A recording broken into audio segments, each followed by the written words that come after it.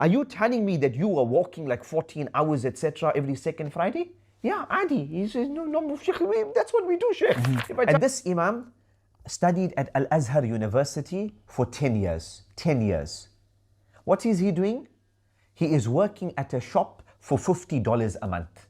Because the Imam job pays much less than that. He's working. He said, I got 6 madrasa students and a certain organization, Christian organization, they are covering their school fees for the year. It's $100 per kid per year. It's being covered.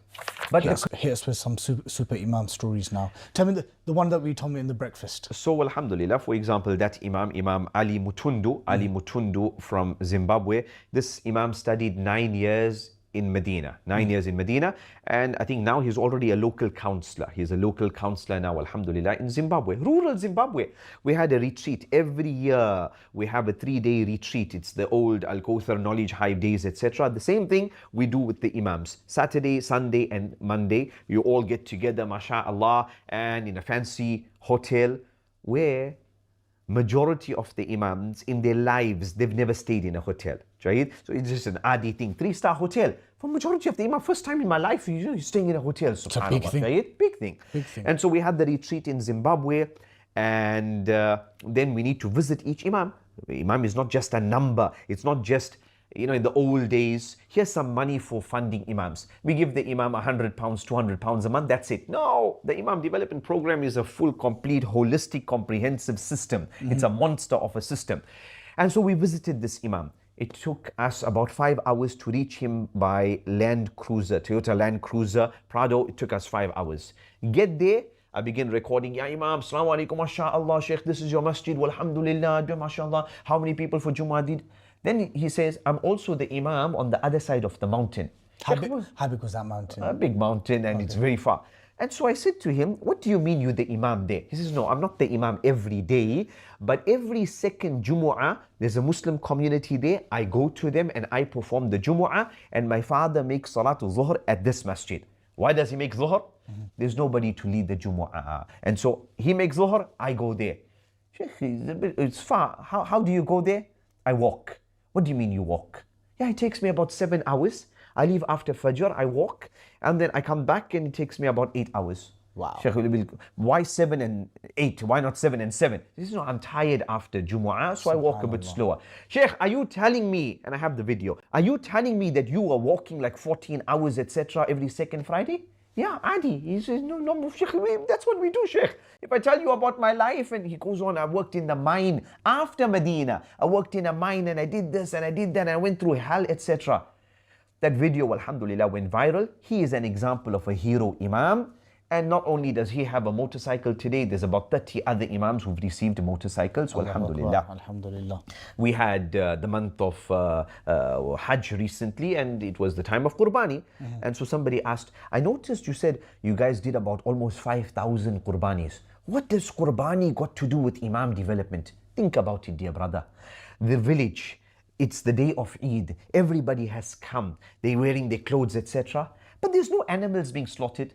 What kind of Eid is that? No animals being slaughtered. If at least here an Imam requests, I need 10 animals, 4 animals, 7 animals, and we provide it to him, what are the benefits? Community feels the spirit of, somebody wants the Qurbani done. We facilitated it via an Imam. In terms of Sharia, he knows the matters, mashallah. The kids experience the Eid there. The trustees kiss the Imam's hands. Imam, you the Imam. You the Sheikh, this is an asset. We need to look after this Imam. Barakah is coming via your hands. Alhamdulillah. Lifted. Exactly. Anything and everything to amplify, to enhance the position of the Imam. Inshallah, that's our mandate. Bi'ithnillahi ta'ala. Hit us with another story.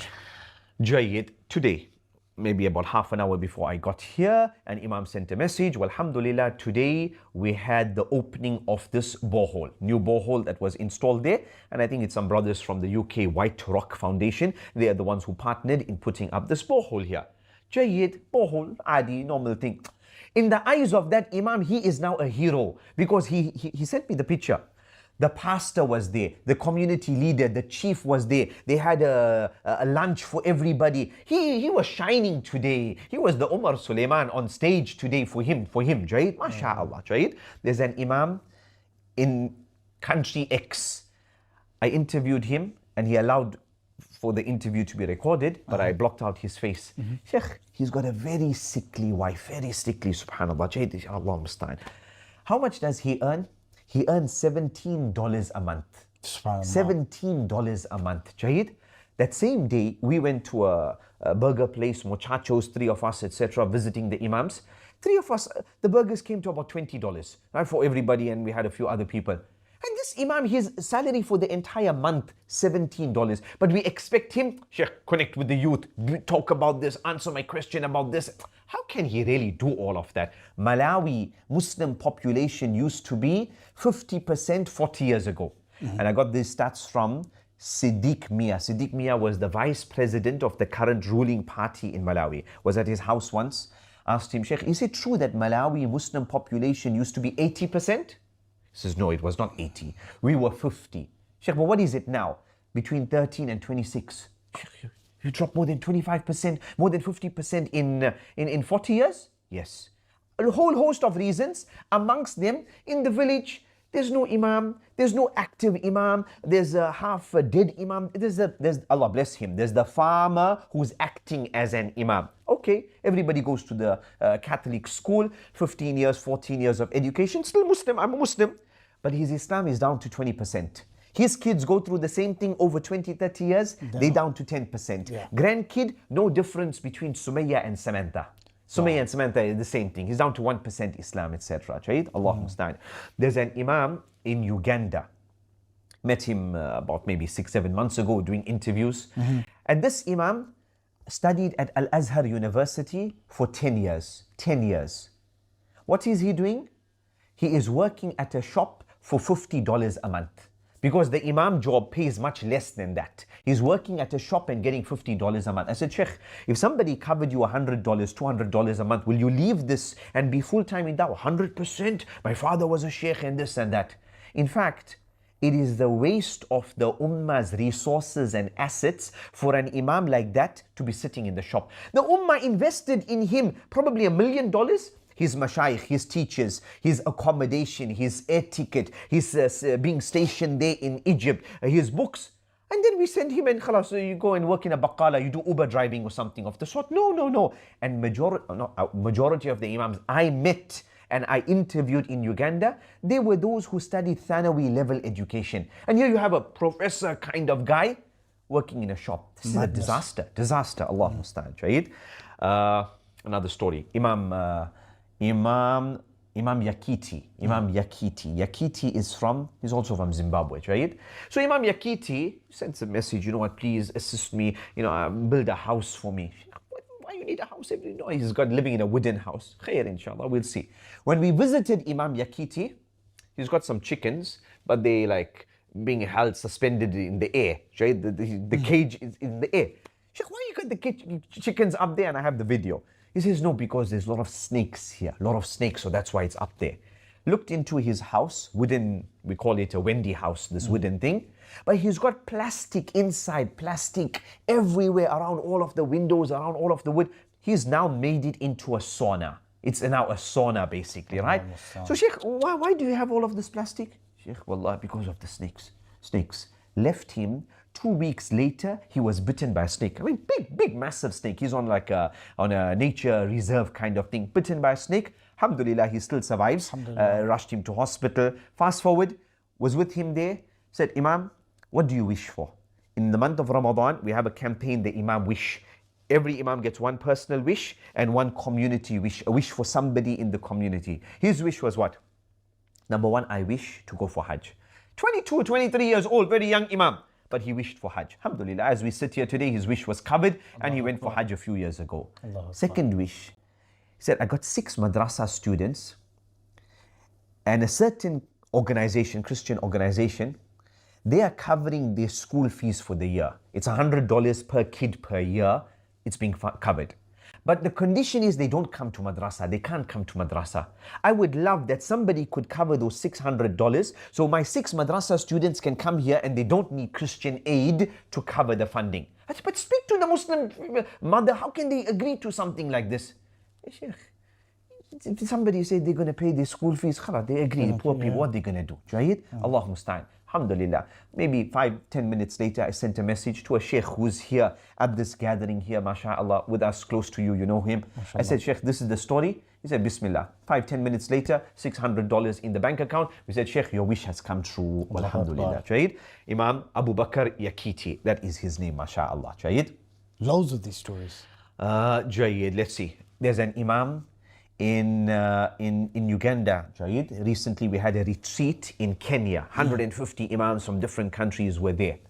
This Imam says that there's a famous Sheikh in the country that passed away. And myself and my friends were going to the janazah. He says, Wallahi, some of you might not believe this story, but this is my story. We're on the motorcycle. I got one guy with me on the motorcycle. We're going to the janazah. Didn't have money for enough petrol. But anyway, we're moving, mashallah. And then the motorcycle cuts off because there's not enough of petrol. We got off. They say what we do is we turn the motorcycle upside down, we shake it, and then we get back on and it moves. And so we did that until that eventually came to an end. And we were stuck and we had no petrol whatsoever. He said, I took my brothers with me, and I'm the sheikh now, right? I've got all these guys. I said, do you guys believe in Allah? When he was telling us the story 2 months ago, my hair was also like on the edge. Do you believe in Allah? If you don't believe in Allah, leave us. Do you really believe in Allah? Do you have yaqeen? He's a 25-year-old Imam. He's a young guy. He said, we all made dua. We jumped on the motorcycle and we started it and we reached the funeral. Whatever number, 5, 10 kilometers, 20 kilometers, we reached there, alhamdulillah. He said, and then we forgot to fill up. And we're on the way back. We're on the way back and we're still moving. No petrol at all. He said, then eventually it gave up and we were close to a petrol station and we went there and got it sorted out. Right? Another Imam. He says, I needed a passport. There was something important, needed a passport. I didn't have the documents. I'm standing in the line there at the Home Affairs or whatever department and stuff like this here, Jayid, and they asked me for my documents. I said, you know what, I don't have any documents. Usually these people take like months if you have all of the documents. But because he needed to travel for some Islamic work, he said, I don't know how. The guy took my stuff there, I don't have all of the papers, and he said, come back in 5 days. Usually it's months, Jayid. Came back in 5 days and all of his documents were ready, alhamdulillah, Jayid. Another Imam, he says, he was about 13, 14 years old. But because in that town, he was the guy who learned some Quran. So at the masjid, a far off masjid, they needed him to come and deliver the Jummah talk. Okay. I mean, ajib, you know. Somebody, 13, 14 years old. 13, 14 years old, he needed to go. So he says, I'm in the taxi and I'm going to this place. They asked me for the fare. So I took out the money and I gave to him. He says, Imam, are you playing games? You know that the fare has gone up? He says, yeah, that's all I have. He says, no, you need to pay more. So I took out from my pocket the little bit of money I had to buy some lunch. I gave that to him. He says, no, it's still not enough. So I had nothing. What did they do?